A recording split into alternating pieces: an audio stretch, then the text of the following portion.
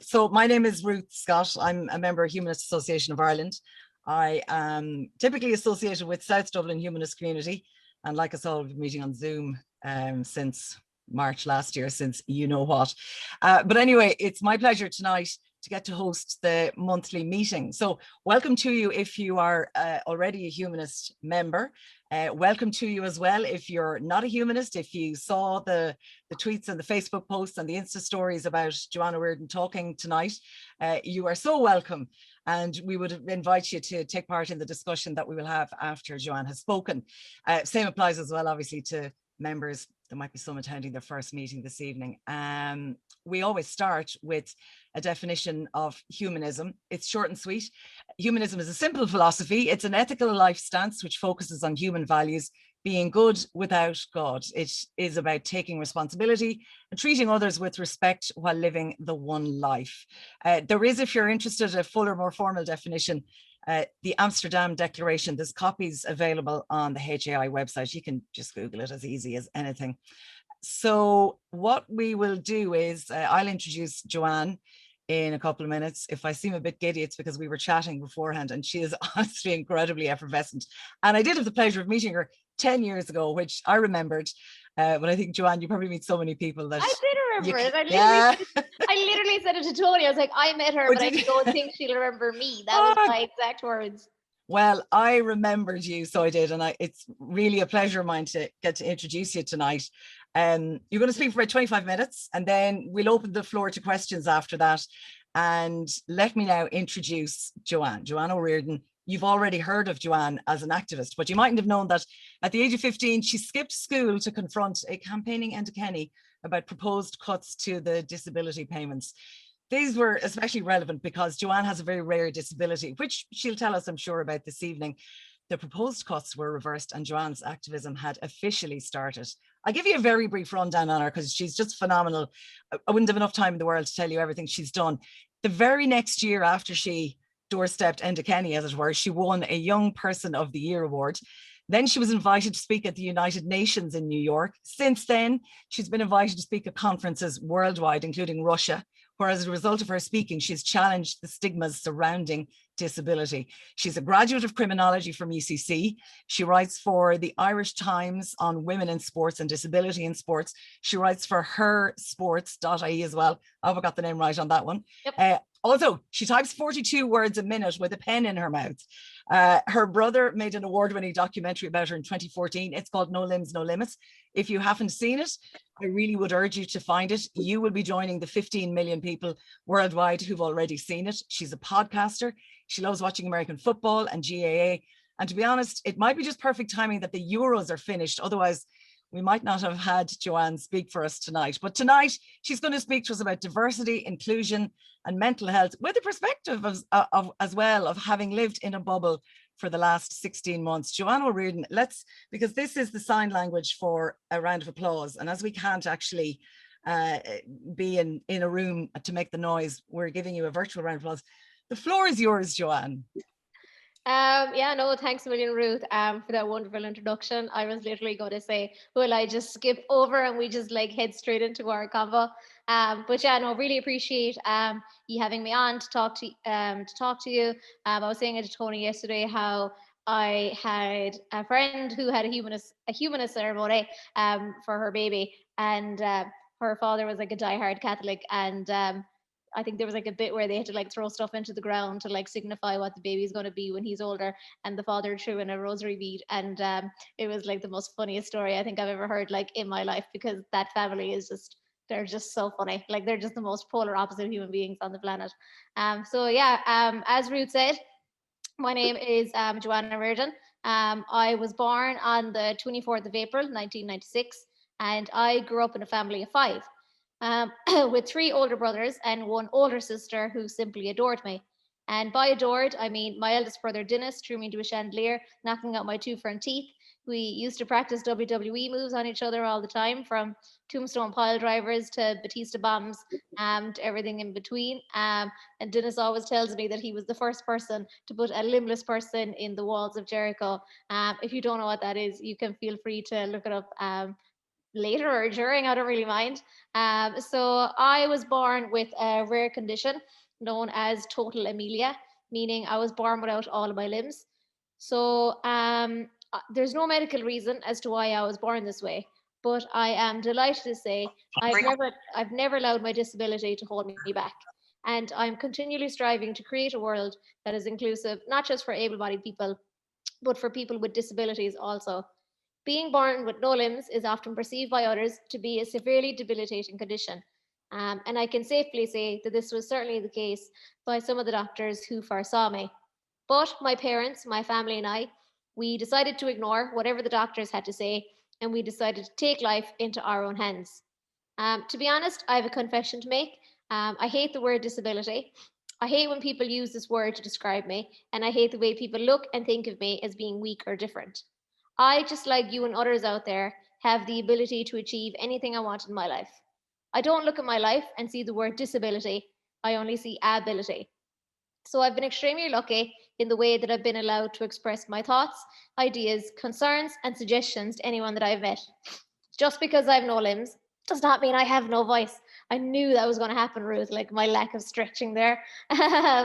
By April 2012, and on my 16th birthday, I was invited to the United Nations in New York, where I delivered a landmark speech to the world's leading women in technology on how technology has transformed my life, and was one of the first people in the United Nations to get a standing ovation. So if the Humanist Association ever invites someone like Greta Thunberg or Malala or anyone like that to come and give you a talk, and they say they were the first people to get a standing O at the United Nations, you can definitely send them down my way, and I'll put them in a tombstone pile driver myself, and we'll have that conversation outside. That same year in 2012, I was the recipient of the Young Person of the Year award for my contribution in highlighting the needs of people with disabilities.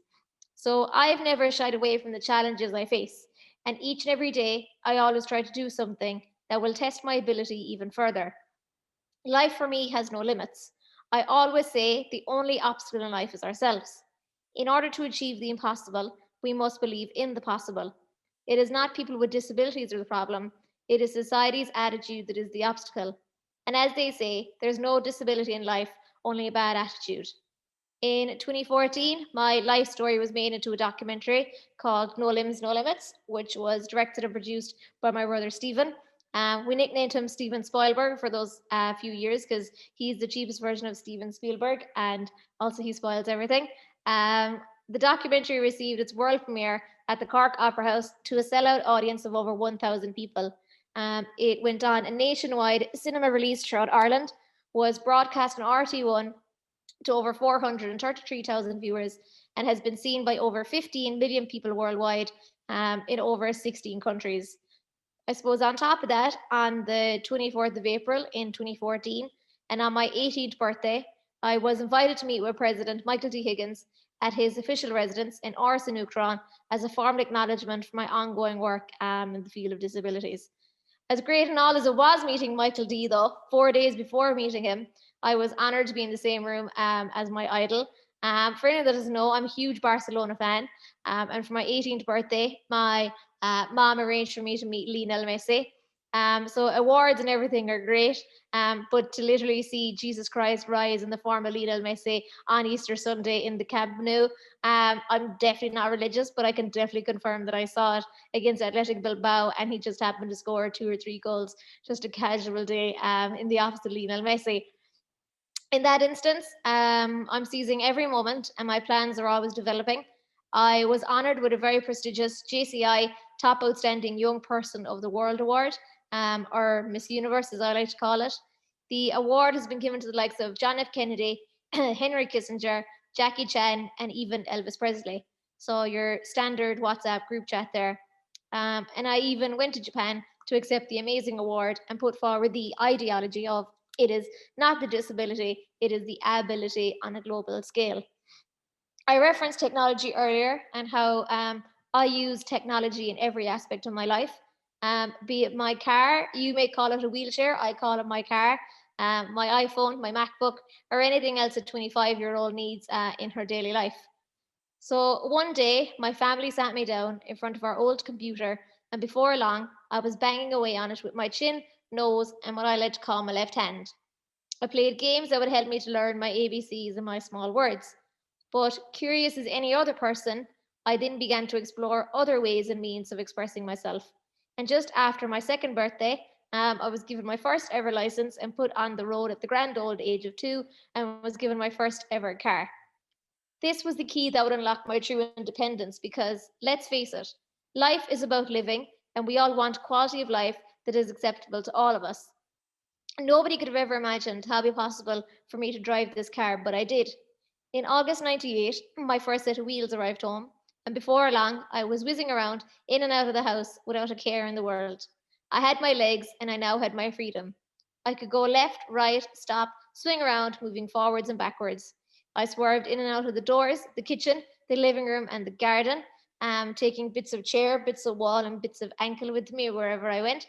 My most famous ankle that I've taken to date is officially Jason McAteer, something I'm incredibly proud of as a Cork woman and a Ry Keane fan. My car has allowed me to run, walk, and achieve all things otherwise impossible. It even has a horn to let people know I'm coming, so there you go. Nobody ever expected me to drive it, but with the skills I gained from beating my siblings at PlayStation, I was an absolute natural on the road. I suppose at the end of the day, I am just a normal 25-year-old who loves hanging out with my friends, going into cardiac arrest, watching Barcelona and Cork GA games, who knew 30 men could let you down in one go, and just being an all-around messer. Sport is obviously a humongous part of my life. As Ruth said, I write with the Irish Times and I work with hersport.ie as well, something that I really, really, really enjoy. And this year, I'm working with RT for the Paralympic coverage at the end of August, start of September. So if you're not doing anything, guys, like tune in, make sure to watch. It would be great because at least then I can pretend like that I'm well loved and well respected and beg them for more work and money. So that would be fantastic. A question I suppose that I face all the time is, do I ever get upset or do I ever get angry or down in the dumps or whatever because I was born the way that I was? And obviously sometimes I do, but I'm very lucky that I have great family, amazing friends, and more importantly, a strong sense of self. I always remember Carlos Puyol, the former Barcelona captain, saying, "Power is inside the mind and only the strong can endure." So I have two kind of sports metaphors, I suppose, to kind of share with you. And the reason why I know they're successful is because I share them with Brendan Courtney, who tells me he eye rolls during business meetings when they bring up sports metaphors. And he said these were decent sports metaphors. So that's how I know they're okay. So the first one is called rowing the boat. So rowing the boat has nothing to do with football or sports. Rowing the boat is just a mindset. Rowing the boat means doing things the right way and accepting the results that come. It's about being dedicated to the process of winning every single day by being the very best version of you that you can be. It's about not ignoring the past, but instead always trying to learn from it in order to get better. And more than anything, it's about creating a community that has a positive aura with each individual contributing. Together, through love and trust, you all push forward together. So the process of rowing the boat is broken down into three very simple parts. Firstly, you've got the oar. That's the energy you bring to your life, what propels you forward. Obviously, an oar is the only thing that can move a boat. And positive energy breeds love, and love breeds success. Secondly, there's the boat itself, which is made up of sacrifice. It's the thing you're willing to give up in order to achieve something you've never had before. So the more that each individual sacrifices, the more of themselves they're willing to give to others, the bigger the boat actually gets. When you have a big boat full of people willing to sacrifice for each other, you can brave any single storm that comes your way. And finally, there's the compass, which symbolizes the positive direction that you choose to follow. Ultimately, your compass is determined by who you surround yourself with. If you surround yourself with the wrong people, you're probably going to do the wrong things. But if you surround yourself with elite people, you're probably going to do elite things. It's as simple as that. My other lesson is about golf balls. I'm a total golf nerd and I'm super looking forward to watching the Open this week and seeing what happens. super stoked. Tomorrow I actually have an interview with Leona Maguire, and I was able to go like full golf nerd like on her, like bless her. She was so patient and like, you know, uh, filled with answers, even though everyone's like, oh, Leona, she's quite quiet, and I don't know. Clearly, I must bring out like the worst in her, which I don't know is that a good trait at all. So did you know that when they made golf balls, originally they made them quite smooth, so much different to the golf balls that we know today. And they hit them over and over and over again, and then they realized something. The golf balls that had denser being hit, that were a little bit rough around the edges, that they would actually travel much further than the smooth ones. So for anyone who's going through any hardships, or anyone who has had a tough time and has had to overcome it, just like the golf ball, that's designed in order to go further in life. And really, you getting redesigned in order to travel further and maybe prosper ahead of others. So pre-pandemic last year, myself and a friend of mine, when I was doing a bunch of school talks, we decided to put some friendly reminders that everyone needs to hear together, just a list of things that we thought were useful in our old age. Initially, I wanted to call them drunk girl in a toilet advice, but she said that's not PC enough for schools. She's a secondary school teacher. So instead, we call them some friendly reminders that everyone needs to hear, which is not as good as drunk girl in a toilet advice. So stop living for others and live for yourself. Life is short, so don't waste time on trying to gain others' validation. Live more in the moment, take a second to just breathe and forget about yesterday or tomorrow. Stop wishing that your life could be different. The right things and the right people will come at the right time. Be grateful for the little things in life. Take responsibility for your life and stop blaming other people or other things for your own downfalls. Be the kindest person that you can be, not only to others, but more importantly to yourself. Take care of yourself, rest when you need to, drink some water, and put on that face mask. And this was pre actual face mask, we were talking skincare here. And don't drive yourself into a burnout. Don't wait for the perfect time to do that thing. Don't wait for yourself to become confident or the new year or that spark of inspiration. Start now because there is no perfect time.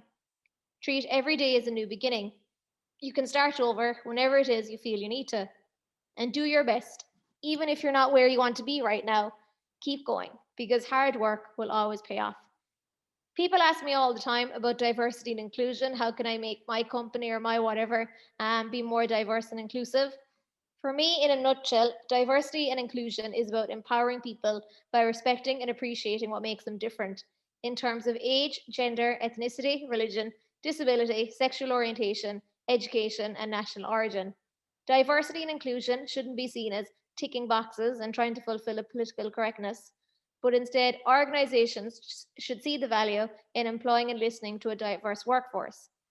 There are loads of examples to explain the relationship of diversity and inclusion, but the one I often come back to is people often say that diversity is an invitation to a party, whereas inclusion is being asked to dance or being able to ask for a song request.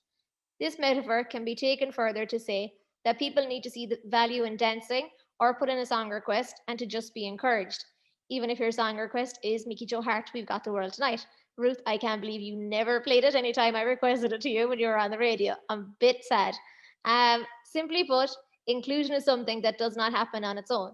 And you need to ask everyone to put forward their feelings, ideas, and questions in company meetings.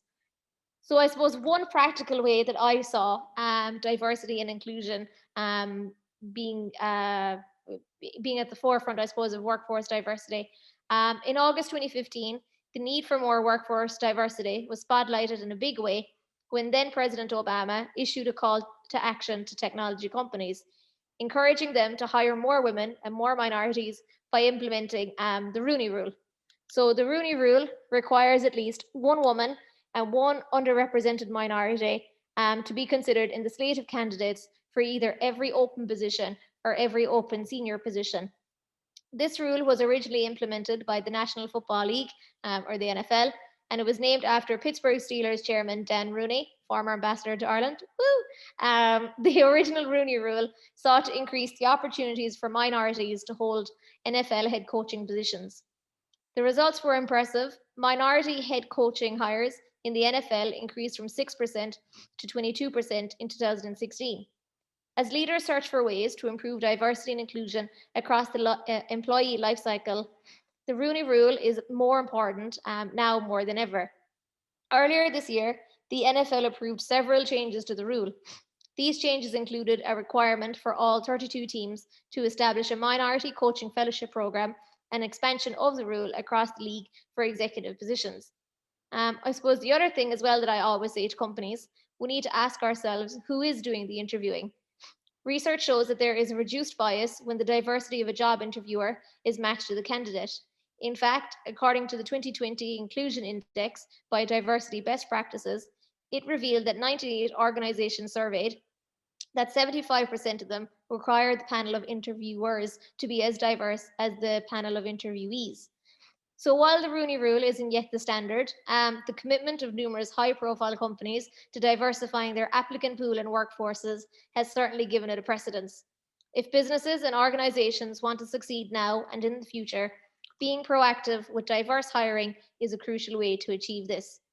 We're obviously here today to celebrate everyone at the Humanist Association of Ireland and everyone here who has shown incredible commitment, determination, and motivation to be where you are today. And I can only encourage you all to never lose your spark because, according to American author Bruce Barton, if you have anything really valuable to contribute to the world, it will come through the expression of your own personality, that single spark of divinity that sets you off and makes you different from every other living creature. So every single one of you is strong, smart, and talented. And I know because I've seen this already. But you're the ones who have the freedom, if you choose to use it, to think of new possibilities and crazy ideas. Because these are the only things that can help us become a country that is equal and fair.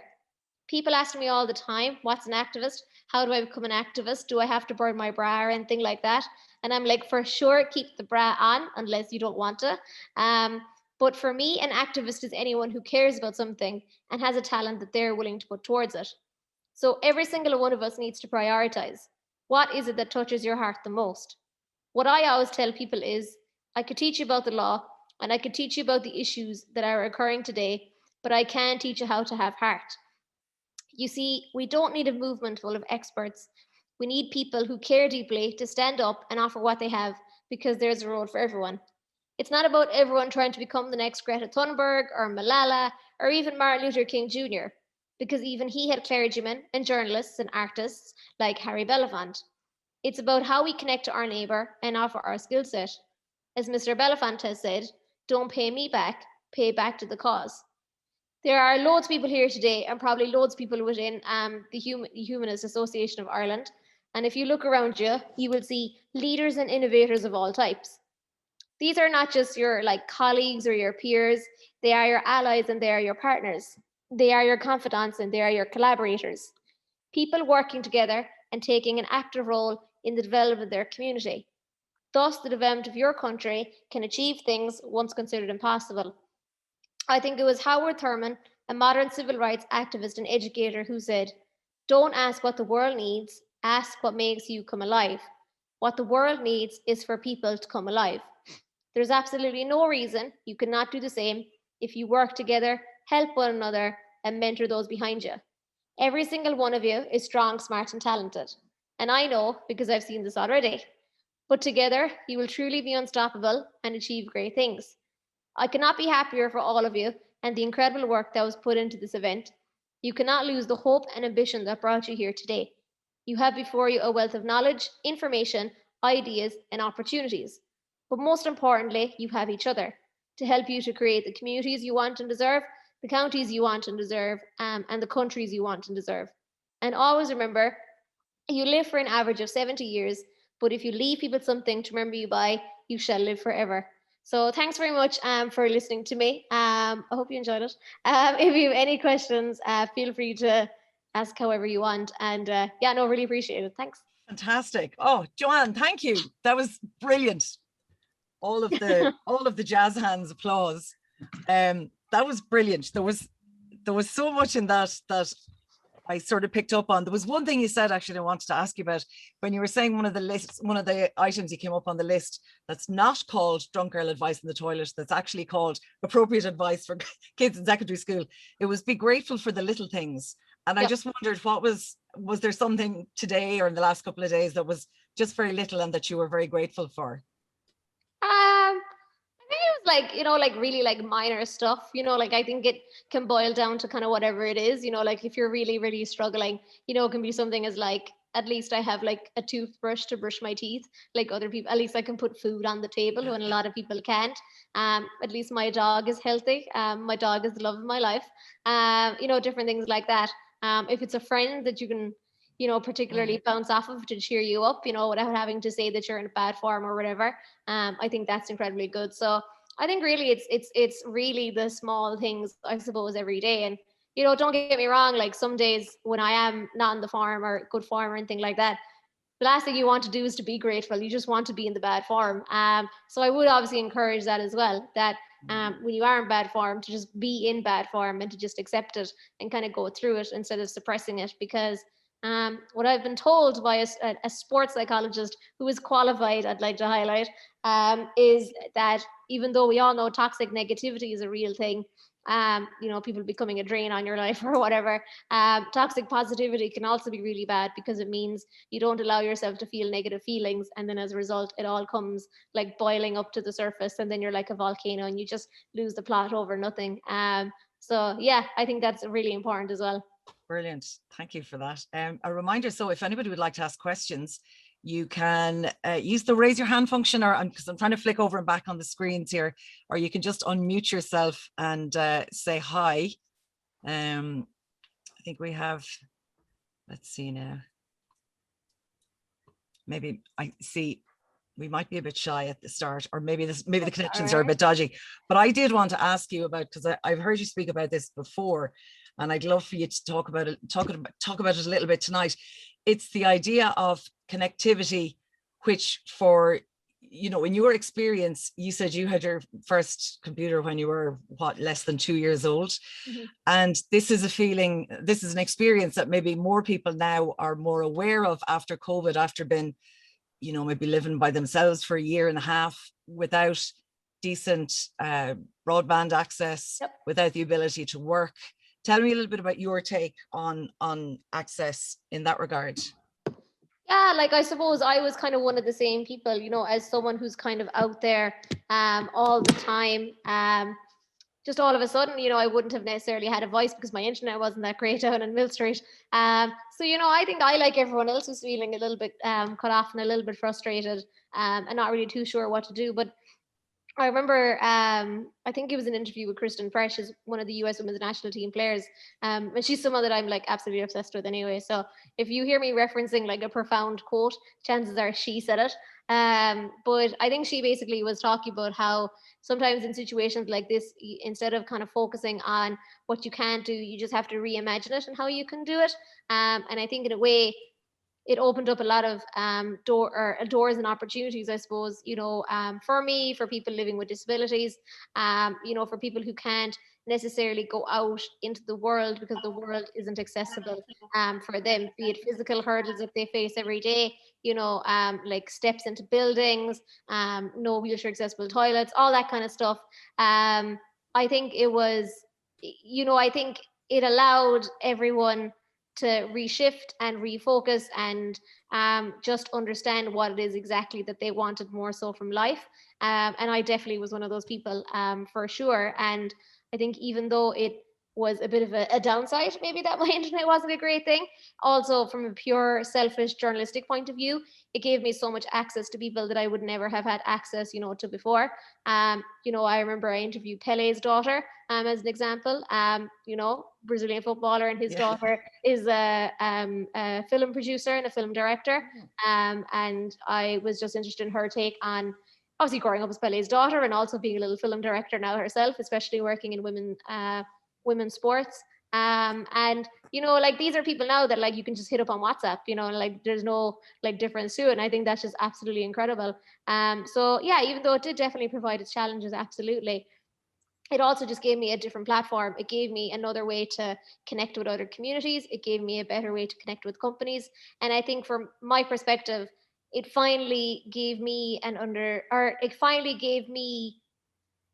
gave people I listened to, even, it kind of set the precedent as to what I was saying when like telling companies there are people in this world who are cut off from civilization and can't do anything about it. You know, COVID has now done that to a lot of people and they can't do anything about it. And I think they feel that and they understand why that's an issue. So when I tell them, oh, there's other people who are going to be cut off even post-COVID, I think now they understand, and I think now they want to make a difference.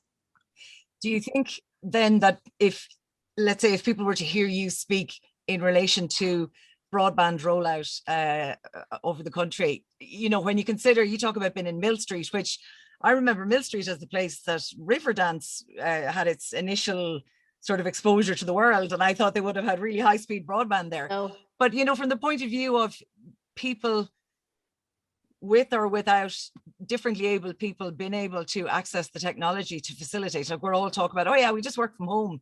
But if you're waiting on, you know, old school, really slow dial-up, does anyone still actually use dial-up?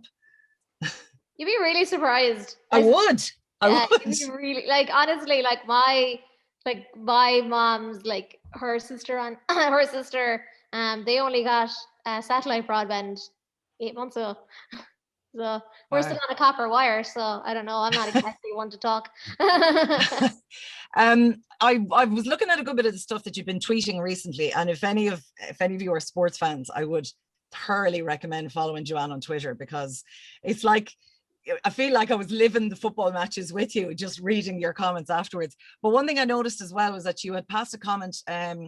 A Twitter user called A Day in My Wheels said, there's an upcoming vacant role within my workplace that I really like. I was told by a manager that the area where the role is not wheelchair accessible, that there's no lift. You would have imagined that, I would have thought no workplace would have been able to say that. Now, by the way, I don't know what country this is from, but I know you retweeted it saying you'd be interested to see how it works out. Please tell me this kind of stuff isn't still happening in this country. No, it's still very real for a lot of people living in this country. Absolutely. I think I, like you, Ruth, was completely blind to it until I had to enter the workforce, for sure. I suppose when I went to Russia that time, I was still in college. And a boy with, or well, he was a guy, he was older than me. A guy with autism was telling me how he went to basically, I don't know, the Russian equivalent of Gordon Ramsay's like school for chefs, and he like qualified with like top marks, so like he would have been deemed a top chef. But the first place he applied for a job was in McDonald's, and they told him they couldn't hire him because he had autism. You know, so little things like that, you know, you still hear about. And as I said, that was in Russia. So when I came back to, when I went back to Ireland after my year abroad in Cork, or in York even, my year abroad in Cork, that's the most Cork thing I've ever said probably like in my life. But I can remember hearing other people's kind of struggles and hearing other people's differences. And I wouldn't really have known, because I suppose I had just emailed the Irish Times and they gave me the columnist job. And initially I was kind of like, oh yeah, like this will be fine, you know, like for a while.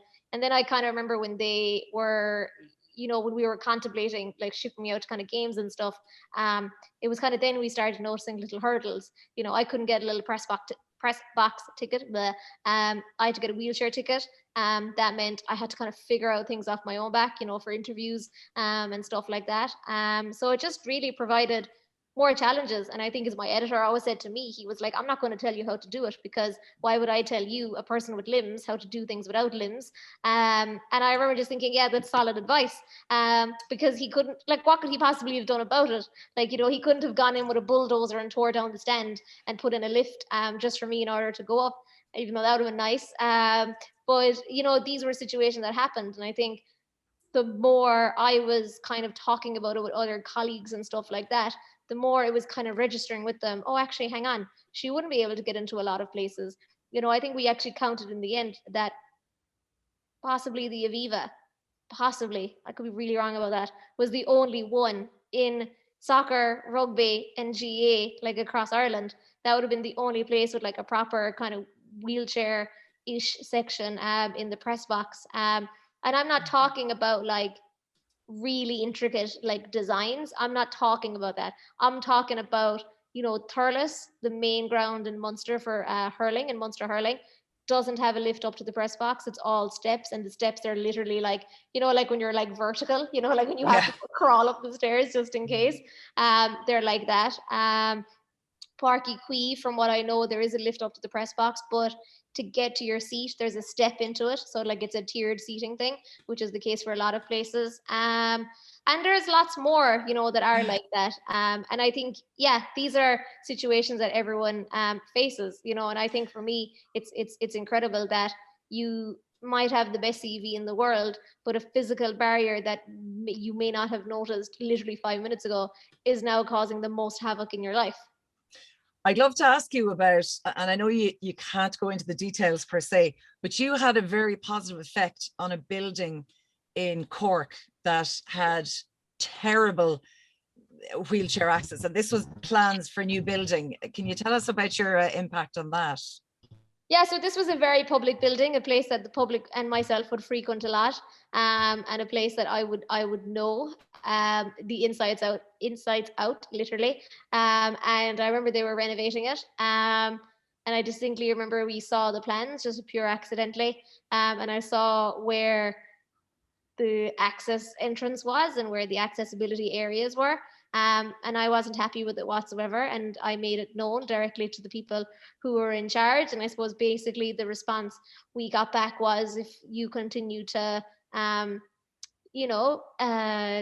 be loud about this, this thing won't get built and you will be the main disappointment for hundreds and thousands of people across Ireland. And I remember thinking, okay, but and I remember the person I was dealing with was he was very elderly at that time. Well, he still is elderly. I don't know why is it at that time. He didn't like decrease in age. And I remember basically my main message was, at the end of the day, 66% of disabilities are acquired. Do you mean that you're incredibly confident that you will not, in your old age, acquire a disability and therefore be in the same position as me? Yeah, basically, long story short, everything was kind of fixed, and it was mentioned during an RT broadcast, but it was like very randomly, like I said, it would have been normal if I said it, but the person who said it, you could tell, had never spoken about a wheelchair area in his life, which was totally fine. But just out of nowhere, he was like, "Oh, and can I just say the wheelchair area here is fantastic?" And I was like sitting at home watching it. I was like, "Yeah, you didn't know what it was like beforehand, pal." But I've noticed that with a lot of places as well. I suppose, Ruth, you're kind of in the broadcasting music kind of industry, I suppose. So maybe, you would know a little bit better than I would. But a lot of music venues, even around Ireland, wouldn't exactly be wheelchair accessible. And again, I'm not even talking about for your average Joe Soap who's got no limbs. I'm talking, if God forbid you walk outside and you break a leg and you have to change to a wheelchair ticket. You can see the reaction of people who've acquired a disability for a short space of time when they have to use wheelchair or facilities for people who have disabilities. They look incredibly sad. Joanne, it's not only in Ireland that you're affecting big change. You've a great story about Russia, one of the countries that you've spoken in, which would be a country where people who are differently abled would be put into gulags. And you went there and you spoke. And that was my joke, first of all. I don't know if it's true. I don't want Vladimir to come after me. So if you're listening, Vlad, it was Ruth who said it, not me. Love you, Vlad. Hope you're well. Yeah, no, I suppose it was really funny when I went to Russia. So I suppose I landed in Russia. I landed in Moscow. And I suppose for context, my car would be put in under where the luggage is. So I would be carried to my seat. It would usually be my parents or my sibling or my friend, whoever I'm with, that would carry me to my seat. And I can remember we landed in Russia, and this 6'6", I'm going to say, if not more, big, massive, burly security guard with his Russian hat, because it was in November, came in with his guns and his batons and everything, handcuffs you can imagine. And he was walking along, and my friend Lucy was like, "Geez, I wonder who he's looking for. It's going to be someone dangerous on our flight." And he paused and he looked at me and he said, "You?" And I said, "Me?" And then he said, "You?" And then he was like, "It's waiting for you downstairs." I was like, "What's it?" And I remember I was like, "Oh, my brother is just on the way up. He'll bring me to my chair. No worries." And before I had that said, he had me in his arms. And I had never been in a 6'6", arms in my life. So I was looking around. I was like, "Oh my God, I can literally reach up and touch the top of the plane. This is the first time ever." And he was telling me that he would carry me to it, and I didn't know what it was. And then he put me into a pushchair, and I was like, okay. I was like, what's going on? And then he asked me politely, do I have my passport and do I have my bags and my visa? And I said I did. So he brought me in through security, a little private area, and I was like convinced. I was like, this is obviously where they send the bold people of Europe. And he brought me through security, and then he was like pointing, and he was asking me where my suitcase was, and I said, I think it's on the trolley or whatever, like going around. So he went, he got my suitcase, we came back, and then he went, here it is. And then he picked me up again and he put me right into my chair, and he told me to have a safe week and that he really enjoyed meeting me. And I was like, whoa, what an experience. But yeah, I think really like after that, it just kind of set the tone, I suppose, with me, where I kind of realized that no matter what I was going to say or do in Moscow in particular, I had to phrase it and contextualize it the right way. I couldn't go in there all guns, Western European blazing, saying how Russia is a terrible country and this and this and this. I had to shift my ideas and my way of speaking in a way where I basically asked them if they wanted to be the best country in the world, they needed to do this, this, and this, and this. And because Russians are very proud and very patriotic about their country, they responded to that a lot better than me basically saying this is terrible, like I hate you all, I'm hopping on the next flight back. They couldn't, I remember as well, it was really funny when I was there, when they asked me where I was from, and I was like, I'm from Ireland. And they were like, the UK? And I was like, no, I'm from Ireland. And then they were like, Aidan McGeady? And I was like, yes, Aidan McGeady, because he had played with CSK Moscow at that time. And they were like, we love Aidan McGeady. And like, I was like, I don't love Aidan McGeady, but I now love Aidan McGeady.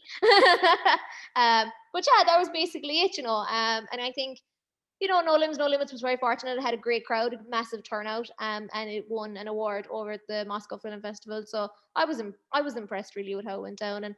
And in comparison to the Americans that I was paired with, who was from Breaking Bad, I think I got a better reaction, I have to say. Oh, Not nice. bragging. My Russian security guard is fine. I'd like to highlight. He's doing well. Is he okay? He's stopping anti-terrorism, and he's living his best life. And yeah, I'm very sad I couldn't go back to him for the Russian World Cup, but I'm sure he's fine. Joanne, Janie has messaged saying, this is something we were talking about a few minutes ago about wheelchair accessibility. Janie says, we need to put every politician in a wheelchair for a day, a week, a month, and then quickly see how far we'd still have to go in terms of universal access, which is a good point, I suppose, for people seeing it from a different pair of eyes. I want to ask you as well, Rosemary has said, such an enlightening listen. Thank you, Joanne. I'm wondering what's next for you. So at this stage, you've had the film, the tour of touring the film, the winning the awards, the UN, the criminology in UCC. You're a sports broadcaster. You're now going to be, I didn't realize until you said it this evening, you're going to be on the hosting the Paralympic sports programs on RTE. And I'll be ringing you for tips, Ruth. Let's put it like that. Well, I can tell you everything I know about sport I've learned from you tonight. Aidan McGeady, I'll be Googling him later. I'm very rusty in terms of broadcasting, so I will definitely be calling you. No, you'll be brilliant. But what are you thinking next? You've finished your, let's say, your initial third level education. I'm assuming initial, because somebody like you strikes me as somebody who will keep upskilling. It's kind of funny because I never really actually had a desire to go back to college, actually, funnily enough. Like, I kind of like think about it like jokingly, but then I'm like, oh, Jesus Christ, could I really deal with assignments and like exams at the end of May? Like, probably not. Look, I suppose for me, it's all about kind of breaking into sport, I think, for want of a better term. I've been doing the Irish Times gig now for 4 years. I've been doing the podcasting for, I think, a year and a half, something like that. And I suppose, look, for me, this is just something that is my passion. And I think there's kind of myself and I remember Ellen Keane, Paralympic swimmer. She's missing her arm as well. We were just kind of talking about really like labels when it comes to people with disabilities. And she was like, oh, it's so annoying because I'll never be known as just Ellen Keane, the gold medal Paralympic swimmer. Like, she'd always be known as having a disability. And I kind of have to agree with her because I think eventually, I'm hoping anyways, that it'll get to a stage where people will just start referring to me as like the sideline reporter, the Tony O'Donoghue wannabe, for want of better terms. Yeah, no, look, for me, that's just kind of what I've always wanted to do. Funnily enough, I've always wanted to be on the sideline, shoving a microphone into someone's face, even after a game, asking them where it went wrong, where it went well, all that kind of stuff. I'm very fortunate that I had an amazing opportunity with RT when they asked me to do the Swim Ireland's Olympic trials. I got to see tears, I got to see happiness, I got to see everything under the sun. And I think that was just such a fantastic experience for me as someone who does not know a thing about swimming. And by day 3, I was like, Brendan, the turn wasn't great. Like, is that where it went wrong for you? And he was just like, shut up. I think like he was like convinced. But no, like, it was just really nice for me, and I suppose it just reiterated for me that this is what I wanted to do. And I love doing all this stuff as well, for sure. Don't get me wrong. I love sharing my story. I love talking about myself, as you could probably gather. But I think for me, like, the next steps would be to eventually move on into the sports world and hopefully be recognized there as well, for not even work to do with people with disabilities, but more also for my writing, my interviewing, whatever it may be. I don't want like to have a controversial interview, but I'd like to have one where they're like, oh geez, remember Joanne O'Riordan did that to us. Well, I've heard that one of the RT reporters has found out that she's pregnant, so she's not going to travel to Tokyo to the Olympics. So I'm unfortunately not on that list, because I'm telling you here and now, if I was supposed to be going to Tokyo, I should have gone Friday. No one called me for that plane journey. Drat. Paris is fine. I'll take Paris. So just a reminder that if anybody wants to ask a question, you can pop it in the chat function, or you can give us a raised hand up function. I suppose as well, I was thinking, Joanne, because you were going to chat a bit about mental health, and you did talk about, I suppose I would call it feeling the feels, whether they're looking for the small wins that keep you ticking over, that make you feel happy. And on the days when you feel grim, just feeling grim and feeling the feels. This is a phrase I learned from the teenagers in the last couple of years. I'd never heard it otherwise. Feeling the feels and moving on. I think feeling the feels is to do with like relationships, but it's fine. We'll use it in this context. And Dara Hogan has a raised hand. Dara, I'm just going to get you to unmute there. Yeah. Hi, Dara. Hi, Joanne. That's inspirational stuff. Thank you. Can I ask you about universal design? It was all the go a couple of years ago, and it hasn't been spoken of much recently. Has it been successful? Is it widely implemented, or has it gone out of fashion? Or what do you feel about universal design? Can I ask, what is universal design actually first? There are 7 principles to make things usable by everyone. People with sight issues, with physical issues, ordinary people, everyone, young, old, small, the lot. And it's so sensible when you read about it. But I haven't heard much recently, and that's my question.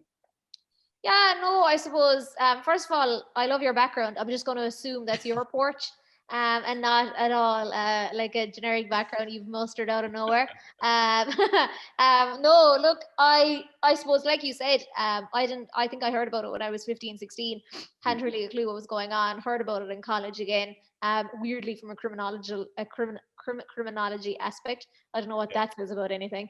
But yeah, no, I suppose I haven't re-heard about it again, funnily enough, until I think March this year, when I was on another call with the UN.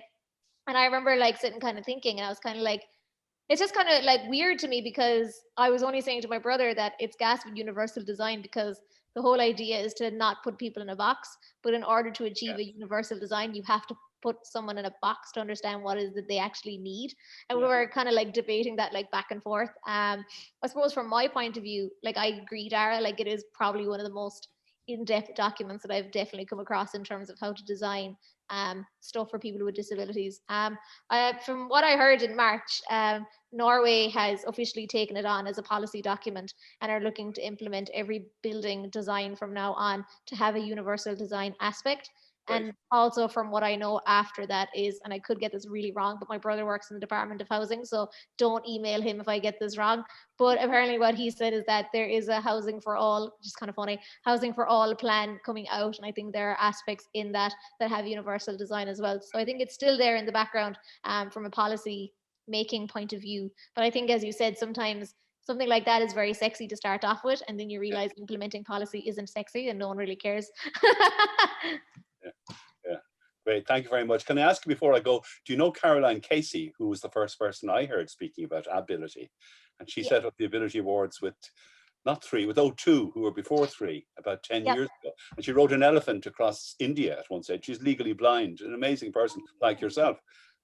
Yeah, no, I do know Caroline. Yeah, no, she's an incredible businesswoman, and for sure someone I definitely would looked up to when I was younger, and a great role model for me. And well gelled that she went and rode an elephant. And I said to her that I actually got to hold a baby alligator and a baby lion cub. So I don't know who wins, but yeah, well answered. Thank you very much. Thanks, Dara.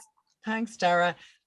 John, you mentioned, you were talking about policy there. Have you any notions that with time you might get into politics? No. All righty. No, I know. I always hate when I do that. No, look, it's really, like, as I said, my brother works in the Department of Housing. I hear it all kind of firsthand what goes on. And it's definitely not something I would be interested in whatsoever, for sure.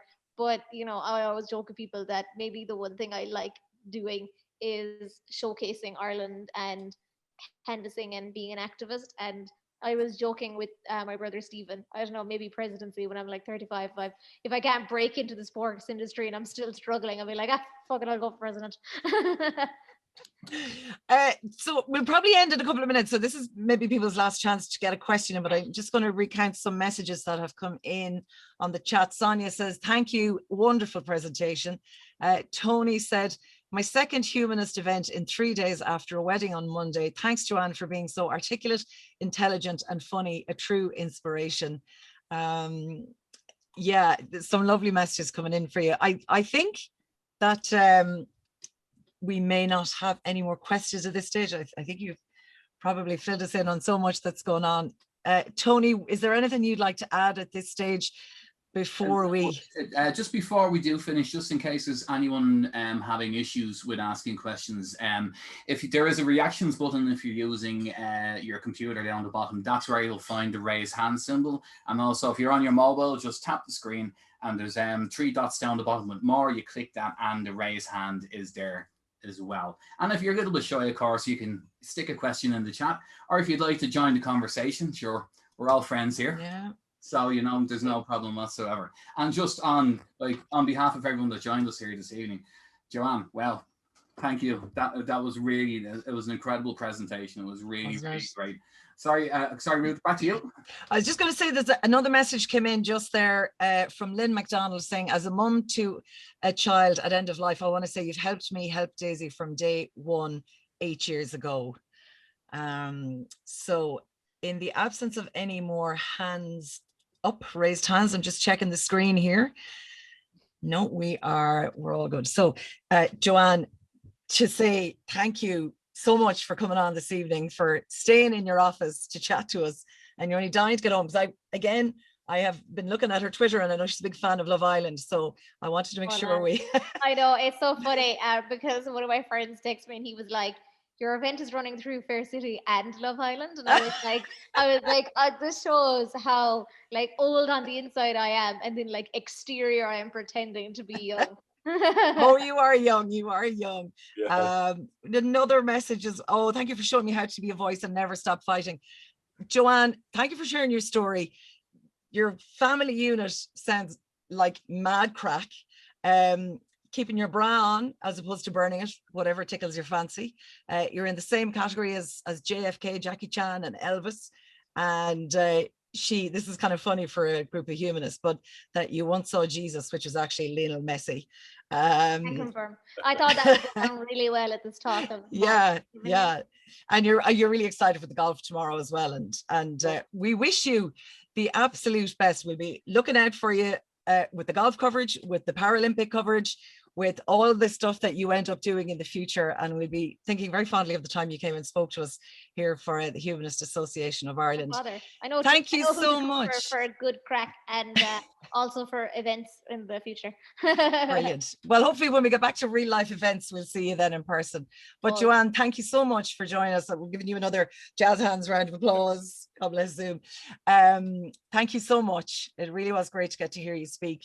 And Tony, I think, is it just to point towards Humanist Association of Ireland again, if there's any maybe new member or new people attending who mightn't be members, mightn't be fully familiar with what's going on, you can have a look there. There's loads of stuff, podcasts, interviews. We have this one with Joanne recorded as well, so that'll go up soon enough. And we have a new HEI event as well. It's not brand new, but with a YouTube channel as well. So HEI. And Tony, is there an event for July? Yes. Or August, sorry, we're in July. Oh my God, the days and months. Yeah, well, it's 1 second now, because I don't want to get the two of them confused. So okay. Now. So Joanne, in case you're interested, we usually meet on the, oh God, what are we, the second Wednesday, the third Wednesday? Yeah. The middle Wednesday. Yeah. Of the month. So apologies, I didn't want to get them mixed up. Yeah, so our next meeting is the 11th of August, and it's, we have the Humanist Risk Coordinator for Humanist International, Emma Wadsworth-Jones. She'll be addressing the association on the work that they do. So it's yeah, it should be well worth logging on for again. Yeah. Great. And the link will be available on humanism.ie. Absolutely, yeah. So yeah, Tony, I might hand back to you at this stage then to dot the I's and cross the T's and do anything that I've probably forgotten to do. Thanks for joining us, guys, and we will have the video of tonight's meeting up as soon as possible.